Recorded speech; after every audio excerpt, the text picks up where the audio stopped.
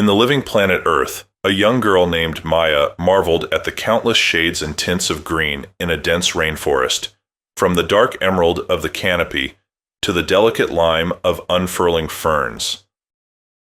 As she ventured deeper, she encountered a pond covered in neon duckweed and a meadow bursting with fresh, lively grass, each hue symbolizing growth and possibility.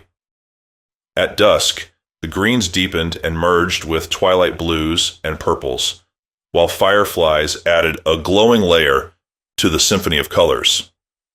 Sitting quietly, Maya felt a profound connection to the earth, realizing each shade of green was an expression of life's resilience and beauty.